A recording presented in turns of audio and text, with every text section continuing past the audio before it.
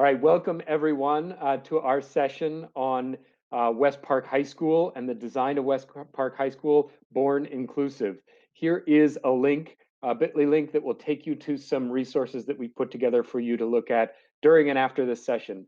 bit.ly capital WPHS hyphen Born Inclusive.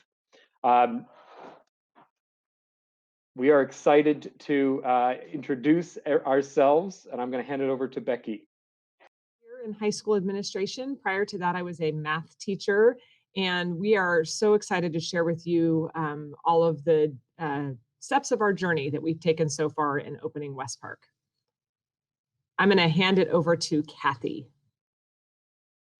Hi, everyone. I am Kathy Eisenhower, and I am thrilled to be an assistant principal at West Park High School. And in my former years, I have been a coach working with Elena Aguilar to create culturally responsive schools and working within the Roseville Joint Union High School District with new teachers. And also last year, I spent some time training in UDL around the state of California through the Placer County Office of Education, and also training in coaching for equity as well. So super excited to find my role here at West Park now. So I'm going to turn it over to Shauna. Hi, my name is Shauna Stafford, and this is my 12th year teaching English. I have also spent time coaching new teachers and really researching student-led learning and teaching, and I'm really excited to keep doing this work at this new school. And my name is Bill Wilmot. I'm an implementation specialist at CAST, who is the originator of Universal Design for Learning.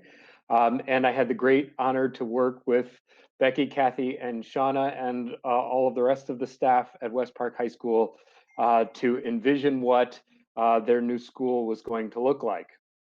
So that process is what we're going to talk with you about today. I'm going to hand it over to Becky to talk a little bit about the vision behind West Park High School. Where did it come from, and why did it all start? Thank you, Bill. You will see a lot of West Park High School throughout our presentation, so I'm going to share some kind of basic nuts and bolts with you to begin, and hopefully this entire presentation will wrap it all together. We started out with 4 key elements of where we wanted to land.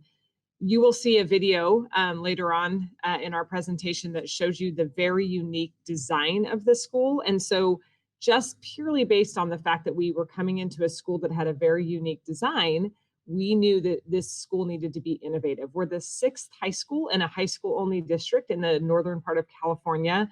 And so we had opportunities because there's some great foundation in our district. It's a high achieving district that does like innovation and pushes innovation. And so we started talking about things early on, like project-based learning, intentional and creative classroom design, and then really began to talk about where equity fits with all of that. And that's where the conversations about UDL came in, and understanding how to give every student the opportunity to grow and reduce barriers for them.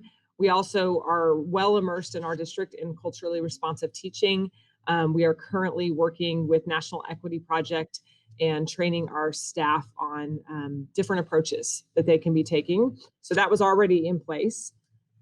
We, as we were starting out, one of the things we talked about the most was just this concept of returning to a love of learning, not just for the students, but also for the staff. What does it look like for everybody in the system to have the space to try new things, for students to try new things, for teachers to try new things? So we wanted to create that. And finally, we didn't want to start a school where students and parents had to figure out the system. We wanted to be so welcoming and so accessible that everybody knows how to embrace the school and how the school is going to embrace them. So we sat down as a leadership team with these kind of elements, and I distilled it down pretty tightly. And we wanted a very a vision statement that we could all easily use, repeat, and apply. And that was what was really important to us. And so we ended up with the following vision statement, which is we value people and we love to learn. And it has been amazing. We spent hours talking about this and then ended here. We currently, our teachers are using this in slide decks for back to school night, and they're talking about what it looks like for them to value people, for them to value students, for them to value their colleagues, and what it looks like for them to love to learn. We talked about celebrating students a lot. We've talked about celebrating their successes and celebrating our teachers' successes. And then when it comes to loving to learn, one of the commitments we've made as adults in the system is being the lead learners and being focused on always being flexible and having humility and knowing that we're not always going to be correct. So this is our vision for the school. This is where we landed. And we believe this is actually going to be where we are for a long time because we think that there's so much that this allows us to do and share with the community. So one thing that I think is really important for us to highlight, and I talked about the buildings, we know that flexible classrooms are successful when they go hand in hand with a change in pedagogy. And so what you're going to hear this morning is a lot about that change in pedagogy, but we had this awesome opportunity at the school. We have a design of outdoor spaces and buildings that started us on a journey that we were able to continue inside. We worked with an amazing company, Meteor Education, and we've developed the classroom spaces and actually collaborative spaces outside of classrooms that provide students voice and choice within the flexible spaces. So we've had some amazing opportunities to launch Born Inclusive, right? The name of our presentation, to launch a school in a way that creates space for students to create their own scaffolding in their learning and space for teachers to be creative and to allow students to do that. So I'm going to hand it off to Kathy, who's going to continue us through, and then we'll come back to some of these ideas throughout the presentation. Thanks. Okay, so this is a picture of an intersection, and we wanted to talk a little bit about the intersection between universal design for learning and culturally responsive teaching. And we really see this intersection as really the center of our mission and vision for West Park High School. Becky shared with you earlier that our district has done a lot of work with the National Equity Project, and it's been very powerful for many of us to go through that process and really explore our own identities within this work and our own beliefs about teaching and learning. And in addition to that, we've been guided by Elena Aguilar's work as well in this idea that our beliefs are fundamental in the decisions that we make in the service of students every day. And so when we talk about this intersection of universal design for learning and culturally responsive teaching, our goal really was just to eliminate or at least drastically reduce the idea that any student should have to live in the margins of their own learning, of the educational experience. And this may be students that have different learning variabilities. It may be students who have different linguistic backgrounds. It may be students who have lived in a different culture, or maybe they've lived in poverty. And we know now from the research into how the brain learns that learning is primarily a social experience, that sense of belonging is vital to create a thriving learning community. And so that also speaks to our mission about valuing people and loving to learn, because we know that students have to feel cared for, and then we can push them. So we're trying to really focus on this idea of creating a sense of belonging through the use of universal design for learning and culturally responsive teaching, so that every student feels that they can be their authentic selves and that they can bring that into the learning environment. Okay, we can go to the next slide. That would be great. So I wanted to read this quote to you, and that is about stories. And we have really learned at West Park that stories matter. So this is just a beautiful quote by Rebecca Solnit. We are our stories, stories that can be both prison and the crowbar to break open the door of that prison.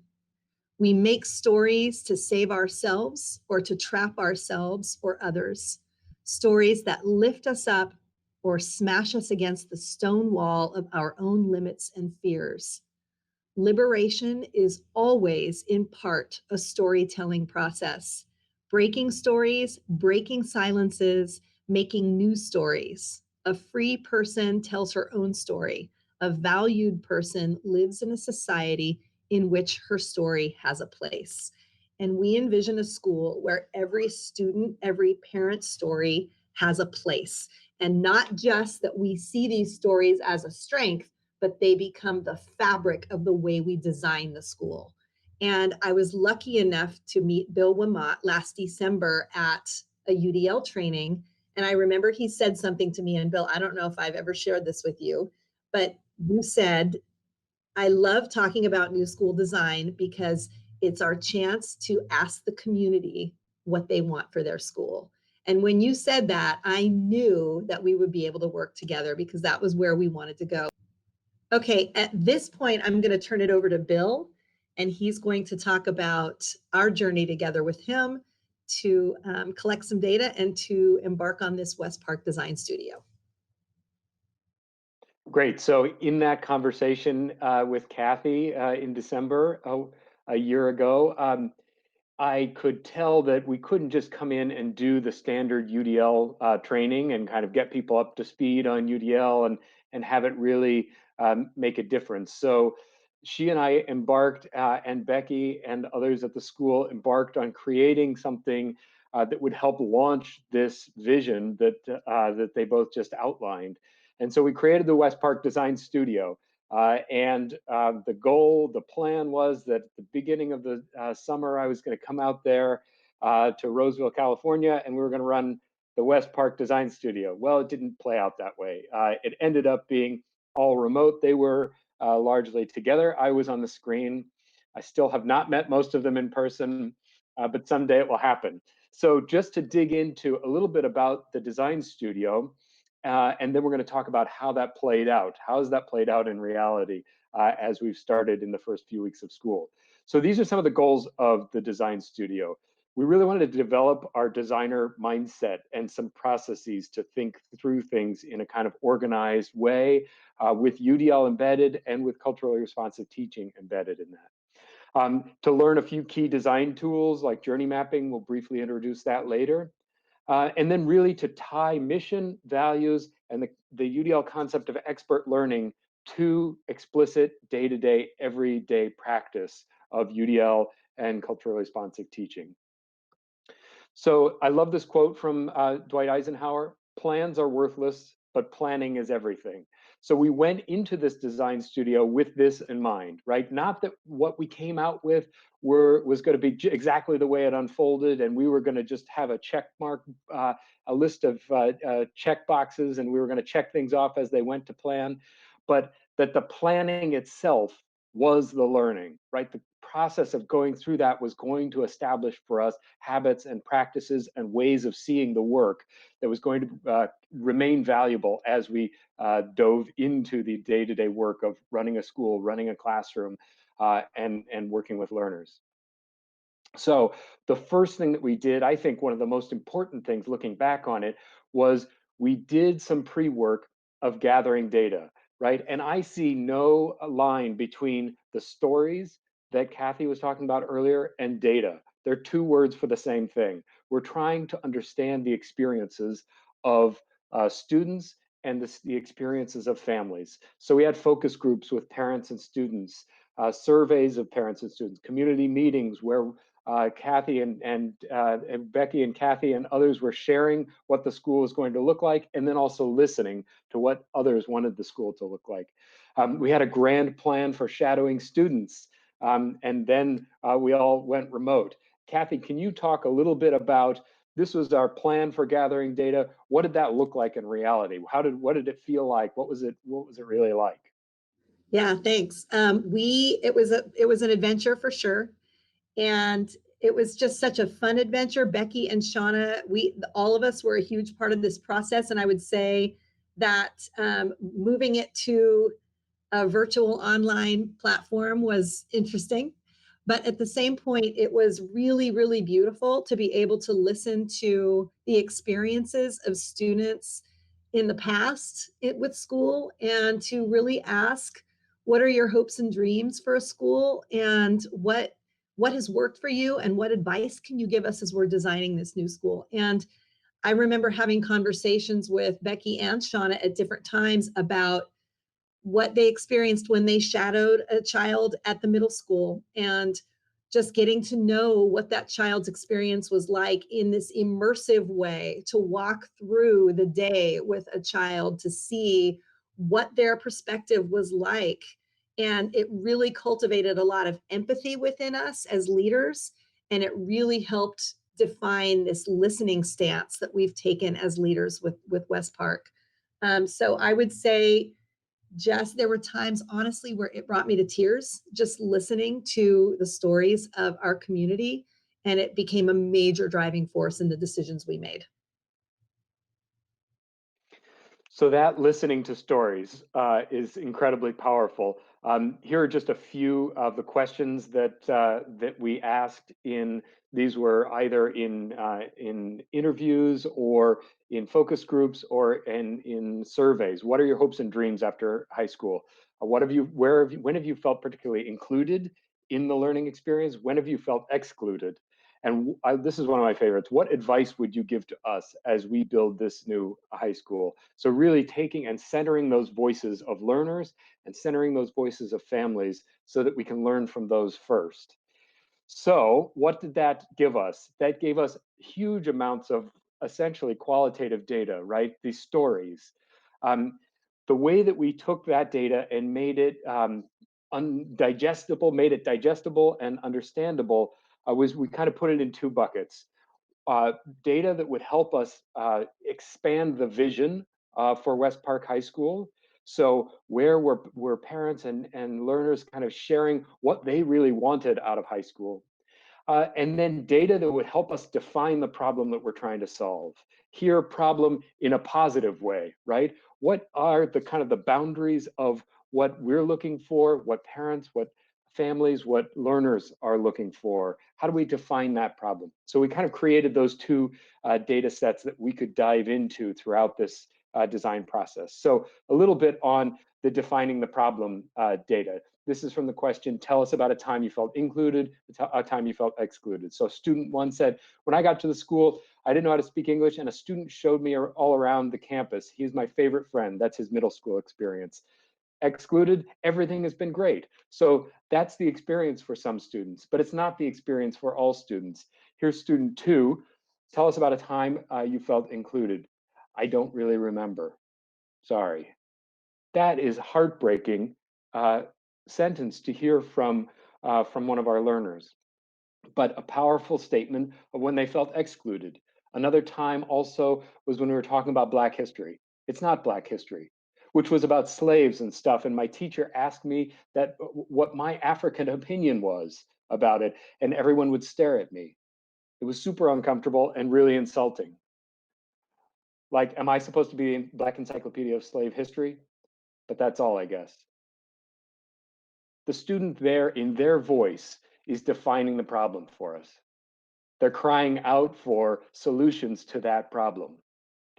So those are the kinds of data that we got from families, from students, to help point us in a direction of this is what we want the school to do for us.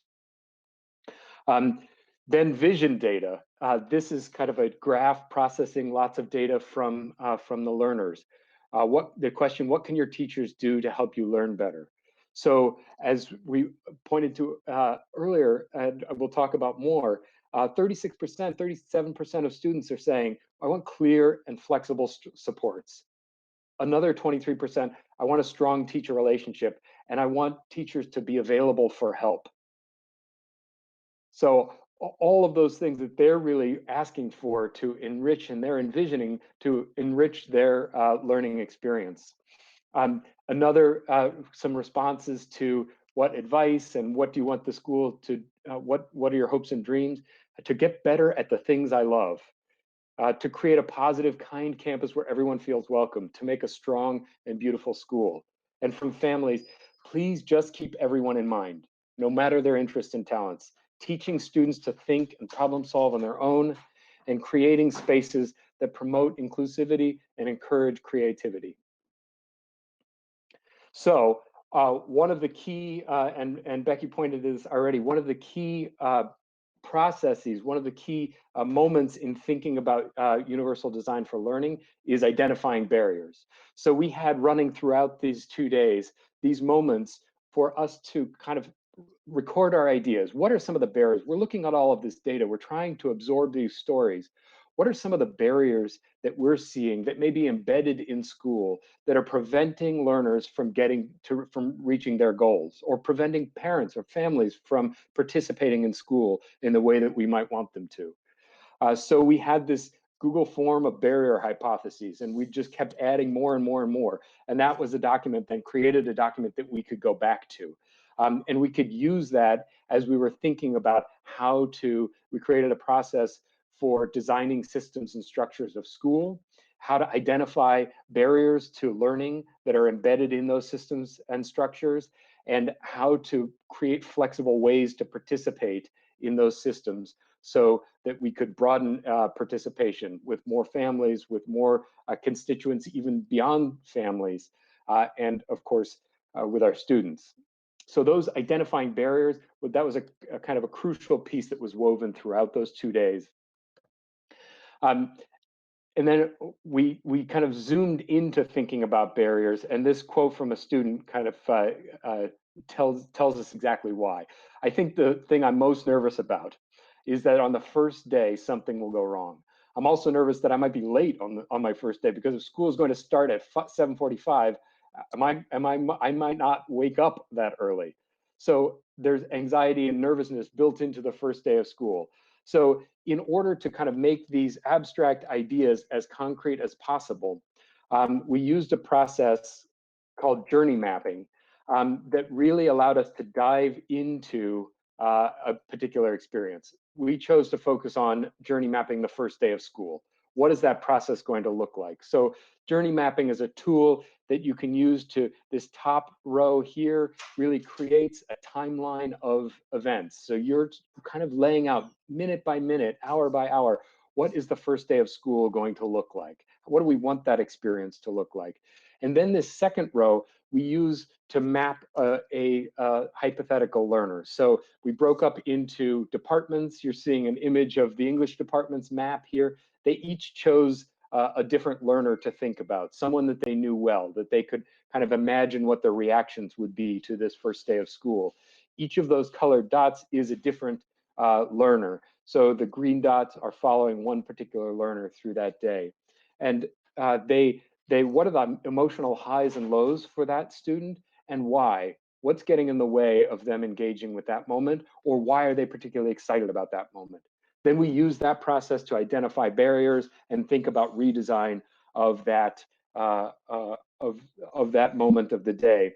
And we went, with that Dwight Eisenhower quote, "Plans are worthless, planning is everything." We went off and did 7 different versions of day 1, and then the idea, bring all of those together. But really, what came out of that is that process of looking very carefully at learner experience throughout a design, whether it's the design of the first day of school, a lesson, the entire school year. It could be lots of different things. So with that in mind, those are some of the things that we did to kind of set up the school year. Now we want to transition and talk about, well, what does that look like in reality? So I'm going to throw it over to Becky and Kathy to introduce where are we now? Thanks, Bill. So as Bill shared, the best laid plans, right, don't always work out. And so typical of what happens often in education, we had to pivot when we had the COVID-19 crisis in our country and our world. It changed what the first day of school looked like at West Park. And we'll just be completely transparent and honest. It was a little heartbreaking for us because that journey mapping had created such an amazing idea of what kids could walk into. So we had to shift a little bit. And here's one of the things I would say. We did not hire, we have 28 teachers on staff right now. Perfectly West Park. Our goal was to hire people who were open to learning and innovation, and that agility and adaptability is what Shauna's about to share with you, is what allowed us to find ourselves in the midst of all of this and continue to pursue that vision of valuing people and loving to learn and pressing into concepts like UDL and culturally responsive teaching with our staff. So I'm going to hand it off to, actually, Kathy, did you want to add to that at all before we move to Shauna? Just to say, to dovetail with what you're talking about with that agility, it's been really kind of beautiful to watch our teachers try to adapt and try to still carry that mission through, even though we're in this online environment and it's got barriers in and of itself. It's been really neat to watch our teachers still just embrace that learner mindset and try to implement UDL. And you'll see them share pretty soon about what they experienced. So it's been really nice to see. So my name is Shauna Stafford again, and I get to work with 4 English teachers this year, and we'll be adding more on in the next upcoming years. And through the journey mapping activity, the surveys, focus groups, the shadow experiences, it gave us huge insight into what students need. Their overwhelming answer to what they need is support. Not for us to tell them what to do, but for us to support them in what they knew they wanted to do, what they knew they needed to do. Asking students what they want is pretty risky, at least with all the high school students I've ever asked, because they are completely honest and not often all the way tactful. So you have to have some really thick skin to do that, but it really pays off in the end in my experience. So the UDL model has allowed us to support students, not in the traditional sense of us being in charge or being the authority. And we have not been able to depend on a script or a year's worth of pre-planned lessons, but instead our surprise hasn't been more work, just a different kind of work. And so we began by trying to follow the lead of CAST and building a strong PLT. And what that looked like was really being intentional with how we were together as a group, with recognizing that we were going to need to have messiness be a part of things. We were going to need to be open and willing to learn new habits of mind ourselves and to find ways to compromise. And so making those agreements with each other from the beginning really helped us be open to learning from students and learning from each other. We knew that along with UDL, we had to have a lens of equity, because without equity, students are not safe. They do not belong, and there is not room for their strengths and their talents. And we are not as diverse of a staff as we would like. And so we knew we needed to do a lot of extra work over the summer to grow as much as we could grow. And knowing that we're going to continue to grow for the rest of our teaching career because of our time with students. And so I wanted to just share some of our planning and a few stories from our experience so far this year. As soon as we went into distance learning, we knew that in order to still create authentic community, to still create a community of students who could be vulnerable with each other, we needed to have students work together from the first day of school. So we moved our book club unit and our short story unit to the very, very first thing that students experienced. And we really explicitly shared with them the reasons why. For many of our students, they're not planning on going to an English major. We have a lot of students who are interested in the medical field, in law, in engineering. And so knowing our students, we knew that we needed to make it relevant for them. And so we spent a lot of time really giving students examples of how they're going to storytell in their own careers, in their own communities, in their lives as parents and siblings and uncles and aunts, and telling them the benefits of that. For our book club, we spent the summer researching 12 really strong, high literary merit, culturally responsive books. We wanted every student to have a chance to see themselves in the book that they were going to choose. So we sent out surveys and allowed students to pick their top 5. This, of course, became a little more difficult in a distance learning format, and we had students, show up for 15-minute increments to pick up their books. But the looks on their faces when they picked up the book that they chose and knew they were going to spend the next 2 to 3 weeks reading was pretty phenomenal. We knew that we couldn't assess book club in the same way that novels are traditionally assessed in many English classrooms. And so we explained to students that we would not be giving them quizzes or formal tests, that instead we would be assessing them through conferring with them as readers, through discussing their books with peers and sending us a screencast of their discussion. They will be writing reviews of their books. They'll be presenting book talks, which are very short reviews at the beginning of class of why they recommend the book. They also spend time each week recording their reading pace and looking at how their reading pace shifts depending on what part of the book they are. And then every student sets individual goals and reflects on their goals. One surprise to us, especially in distance learning, was that many students finished their book early and were ready for a simultaneous book club during our after school hub that we do each day. We had other students finish their book early, but they wanted to stay within their group so they could discuss. So they're reading their own second book at the same time. And then along with that, students who we know fake read all the time, those students were honest with us and told us why they weren't reading after we asked them some really thoughtful questions. And so being able to have a conversation with a student who's not reading and help them find the right book for them, even if it's not a book club book, but something else. And then having students read 2 or 3 books at the same time, being able to meet those students' different needs has just been a really energizing experience for our English team. In our narrative unit, we wanted to start by showing students why it's important to have multiple stories. And so we shared with them the amazing TED Talk, The Danger of a Single Story. And then we shared some quotes from authors and teachers about reading. And we wanted to give a range of experiences of reading as we did that. We as their teachers spent a lot of time, the bulk of our planning time wasn't scripting out lessons, it was finding excerpts of stories, sentences, paragraphs, short stories, longer stories that had just a huge range of cultural differences, topic differences, craft differences. And so we just looked for choice for students. When we started the unit, we gave them 3 different short stories they could read, and we did a 30-second talk on each. And then they got to dive in more deeply to that story of choice.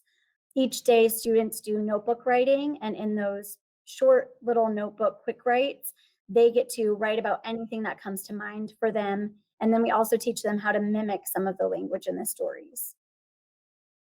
One of the things that has been so cool as we're starting to now assess their best draft that they just turned in on Friday, we are noticing so many of those expert sentences being mimicked with our students' own words. And so their thoughts are so sophisticated, and now with that template, they're allowed to kind of shine through that template, which has been just an incredible thing to see freshmen write such beautiful stories. We really feel like we are responding to students' desire to choose what they do. And we're able to do that within a genre. Students aren't doing whatever they want whenever they want, but we're really giving them a few meaningful choices that they get to pick from that will all make them grow and really just thrive as a writer. We've seen some positive responses to this approach already. So we do a daily check-in each day. We also conference with students pretty regularly, and we've received some emails from students. So these are a couple that I wanted to highlight. In the book club preference survey, a student said, "I can't believe I, Malala, is a book I can choose. I've never read a book in school about a person who looks like me." In a daily check-in survey, we had a few different responses. of students asking for specific help. If you could give me any tips on how to remember what I've read and how to read faster, I would really appreciate it. That response is so incredible because then when we teach the student that skill that we already plan to teach them, they already have buy-in and they actually want to know the answer. And so their brain is really open to it. Another student, I didn't get to reach the quarter half. I was only able to get to page 40. So that helps us know what to do next for that student. And I want to read my book constantly, but also savor it. And then in the chat feature, when we did book talks on Mouse and Escape from Camp 14, every single student that is reading that book came on the chat and then unmuted and said why they love that book and why they think other students should read it. And obviously that's going to draw more students in, way more than hearing a teacher talk about it. So I wanted to end with just sharing some of the beautiful words that students wrote. So I chose 3 students, a range of writing ability currently, who are all growing. And there's a quote about why story is valuable that goes along with it. So here's the first one. One final epiphany strikes me like a sword, and I know now that we are not crayons after all, but watercolors, still diverse and delightful in every way, blending and swirling into one another, affecting one another's lives with every single choice that we make. There is a phrase in the Indigenous community, all my relations. Right here in the heart of Alcatraz, the phrase is brought to life. The sun has fully risen from its bed in the east to come and celebrate with us on Indigenous Peoples Day. The corners of my lips turn up into a smile so soft, one probably wouldn't notice. I smile because I stand here below 40 degrees and I don't feel cold anymore. I just feel my ancestors' prideful eyes pinned onto me, knowing they are the reason I stand where I stand. I just feel grateful. I just feel blessed. Here's the second student. Trying to get this all in my head is the most difficult part. Just repeating and repeating that I will be okay and I do deserve to be okay. I deserve happiness just like everyone else. I didn't force this all upon myself. I never said one day that I was going to get anxieties. I didn't make myself like this. It wasn't my fault. I begin to realize with all this practicing, the ideas in my mind that I may not know how I got this, but I can believe that this will go away one day. I close my eyes and drift to my long-awaited sleep, never dreaming, but I always end up continuing to the next part of the day. This will go away soon. I'll be happy and carefree soon. Not now, not next week, maybe not even next year, but it will happen. I know that. I will be okay. And here's the last student. An interest in computers, all the little different parts, each playing their own role. And it only takes one part to mess the whole computer up. Without just one of the main components, the computer would not be able to function properly. I was fascinated. The way CPU was the brains of the whole operation and a graphics card projected the image on a screen. Everything in it was enchanting and made me enthralled. I was amazed at how something could function so properly. I have to say it's been a joy in distance learning to have a way to get to know students so deeply, so quickly, and to see their voice shine through as they're building these incredible writing and reading skills. I'm going to hand it off now to Becky, who's going to talk about a little bit of a broader perspective across the school. Thank you. Shauna and her team have built just an amazing fabric for students to learn to love reading if they don't, or to embrace the reading that they already love, and it's showing up in their writing and showing up in who they are. We are fortunate to be seeing this in most of our classrooms right now. Teachers pressing into giving students choice in their learning. We are learning that you have to explicitly tell students that you're actually teaching them to learn and not just teaching them content, because there are some struggles with students wanting to be told, directly what they're supposed to know, do. Yeah, that was actually perfectly said, Becky. I think about what's happening with our students. And what's so cool to see is that all of our teachers here they're at different levels in their understanding of UDL, but they're all trying. And one thing that we've really seen is this solidarity behind this mission. And a lot of that is due to Becky's original vision and communication of it. And also I would say Becky's had a huge commitment to value our employees through this transition, through this online learning. And so it's providing a perfect opportunity for our teachers to try and fail forward. And it is messy, but it's also beautiful at the same time. So we'll play this video for you now.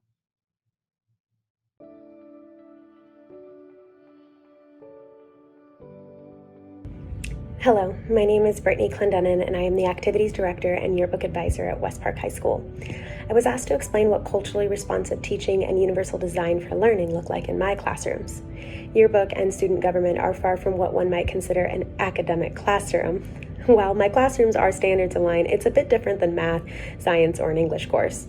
However, in both my classes, students demonstrate purposeful and motivated learning with strategic and goal-directed work. For example, in student government, I'd say about 90% of the work they do is student-directed and student-decided. They're broken up into 5 main committees, which include social media, community outreach, staff engagement, student engagement, and fundraising. These committees set their own goals, reflect on their own progress, and adjust their work to reflect the wants and needs of the associated student body. As a result of the choices they make and the facilitation that I provide, they are able to make leaps and bounds in not just the school culture building, but their own growth as expert learners and expert leaders. My role in the classroom so far this year has been to guide that goal-setting process and allow students the space and time they need to make those choices. This layout is similar in design to my yearbook class, where again, student choice supersedes everything. While I still have a lot of room to grow in the world of UDL, I'm already noticing changes in my teaching practice. Hello, my name is Matt Parr. I am the department coordinator for mathematics here at West Park High School, and I just want to throw the disclaimer out right now. This is new to me, and we're struggling through it with the kids, and I think that that's a valuable thing. I think that that vulnerability of us trying to learn alongside of them is actually making a more constructive classroom for us, or virtual classroom in this case. But that struggle is real with everybody trying to learn and grow and do new things. So we've made some changes in the math department, and we're trying to implement a new way of approaching the curriculum, a new way of assessing, and it's a little bit uncomfortable. And I think that uncomfortable feeling that we get is magnified 1,000% with our students. So we try to give them grace and show it. For example, while we're working through problems in the class, we try to not answer questions that students are able to answer for themselves. We try to throw things back to students and let them jump in and let their voices be heard, just so that they can express things verbally to their classmates. And that's going to help them with our assessments as we work through, because we've kind of redesigned our assessments as well. In this virtual world, it's a little bit challenging to do things with fidelity, and the best thing that we've found is to be able to assess them via conversation. We have them explain, we have them work on a portfolio problem each day and come up with their own examples, which is a lot different than your homework in a typical math classroom. What they'll do is they'll take, for instance, last night we're working on a linear unit, and what they're going to do is they're going to go around their house and they're going to find a diagonal line somewhere, and they're going to actually measure and get the vertical measurement compared to the horizontal measurement, and they're going to model that using mathematics. And that's something that they go through and they discover on their own, instead of me just saying, all right, here's what it is, this is what you're working on. They get the choice. They get to go find what they want, and then they get to choose their scaling. They get to choose what unit they measure it with. Just giving them that choice is a huge part of what we're doing, instead of just giving them a worksheet or having them go through and explain what slope-intercept form is. The other major piece that we're kind of throwing around and playing with is the idea of a self-assessment, and having them become the expert learner, having them critique their own learning along the way and along this math journey that we're trying to create for them.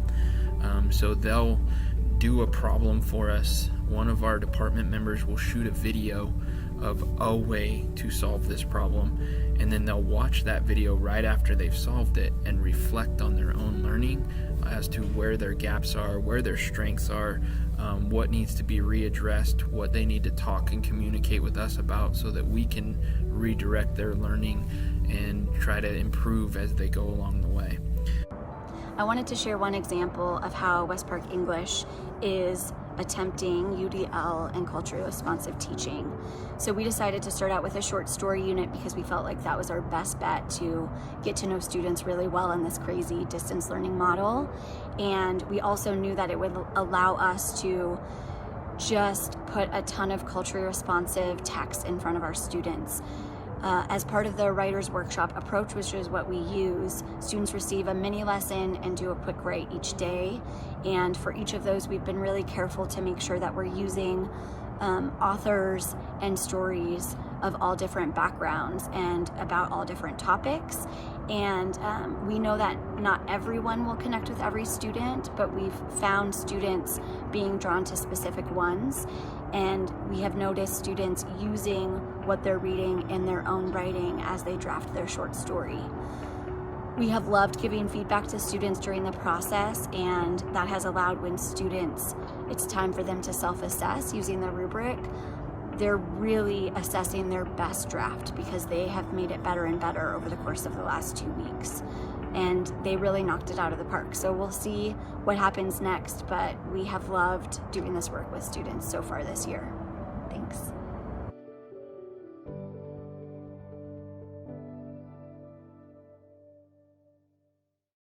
Journey mapping tool that we used at the beginning during that design studio to think about that first day of school with all of these incredible things that are going on in classrooms and all of the vision that the team had collectively. They envisioned what that first day of school might look like. And then I'll turn it over to Becky. So because we didn't get the opportunity to have our students with us, we wanted to make sure that they felt loved. And there's been a lot of videos out last year at graduation time. I'm sure other schools opened with a video, but for us, it was really important to have each staff member's face. And I think we almost accomplished that with maybe exception of one or two. Be part of our fabric, be part of our story. So I invite you not just to watch the faces, but listen to the words of what we shared with them, because we really want this to be about them. And so we captured a video. The end of this video is also pretty exciting because you'll get to see our beautiful campus and some of the unique classroom designs that we were able to create. And I can talk about that a little bit more after. So here's our first day of school video.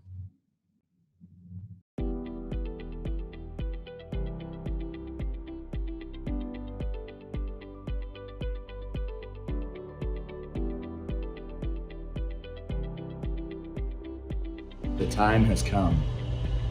Your journey begins here. For an incredible year. The best dreams happen when you're awake. And this is a dream that has finally come true. Welcome to West Park High School. Welcome to the Panther family. You will work hard. You will play hard.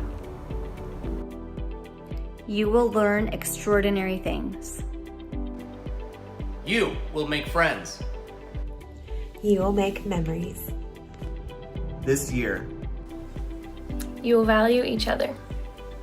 You will value yourself. Believe in yourself. and be yourself. Believing in yourself is the first secret to success. Stop wishing and start doing.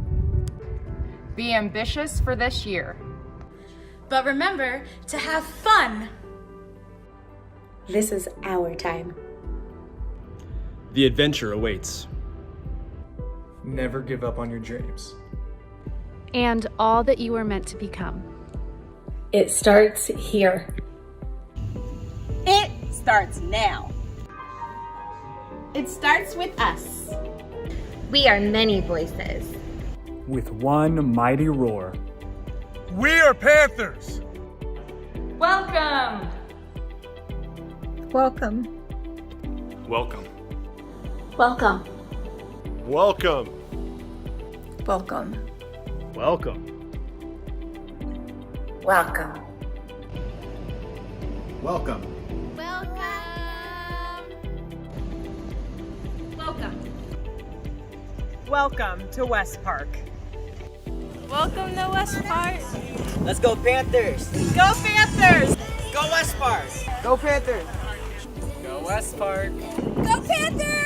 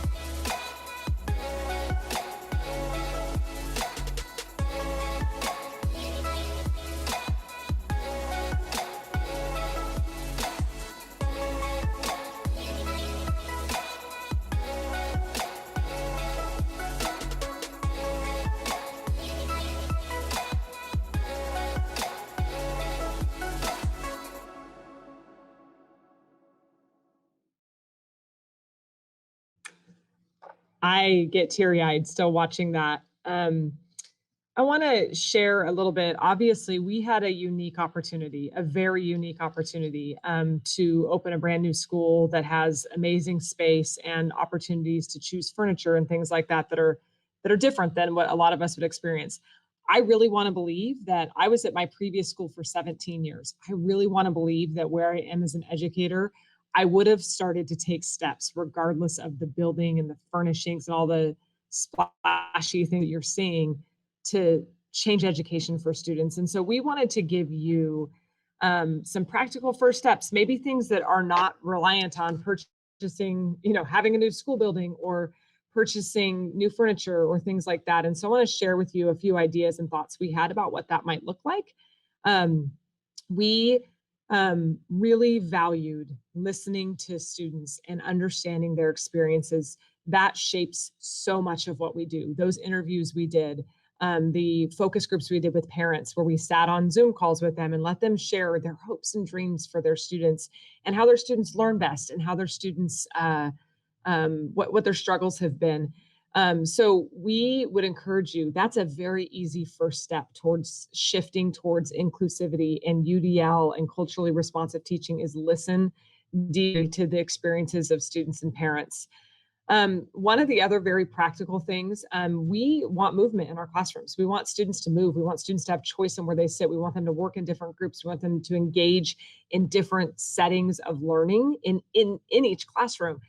To create more movement, one of the things that's very practical that we did is decreasing the footprint of the teacher in the classroom.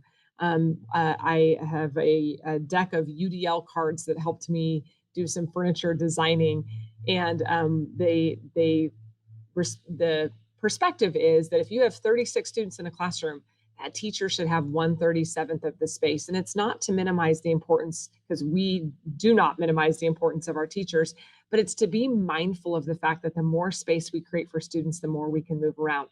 That's something that could happen in an existing school to help teachers have better setups so that they can be smaller and create more space for students.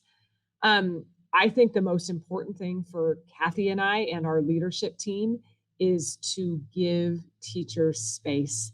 This is not easy work. It is, they will not always be successful.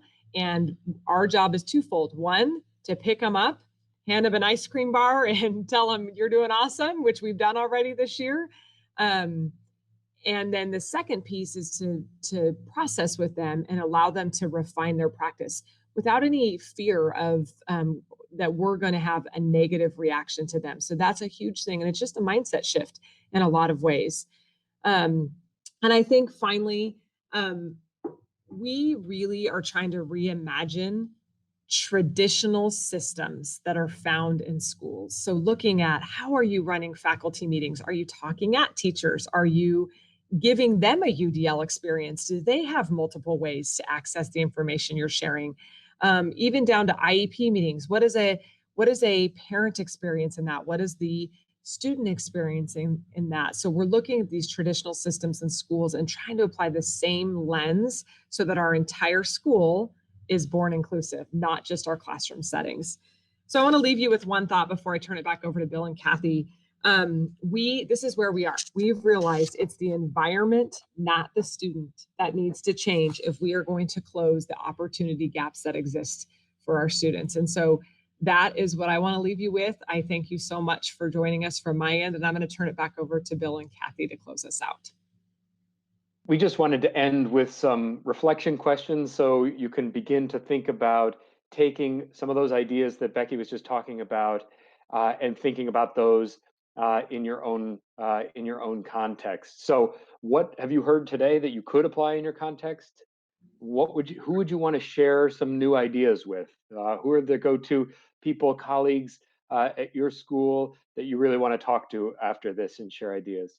And if you could go through a process like that of gathering information from learners, from families, what would you want to know? What would you want to know from them that could enrich your teaching, your school, and their learning experience in school? Kathy, other thoughts to close us out about how people can. Yeah, I love Becky. Everything that you said was just incredible. And as far as really creating spaces for expert learning to thrive, and a lot of that has to do with us being open to examining who we are, our calling in education, our fundamental beliefs about students and what they're capable of achieving, and just running with that. And so I've been very grateful to be able to participate in this whole experience with Bill sort of guiding us through this process. We have huge hopes for what's going to happen at West Park, and we'll be sharing it hopefully with the world, our failures and our successes. So we just want to thank you for letting us be a part of this process. Thank you all for joining us, and we look forward to the ongoing conversation. Thanks, everyone. Thank you.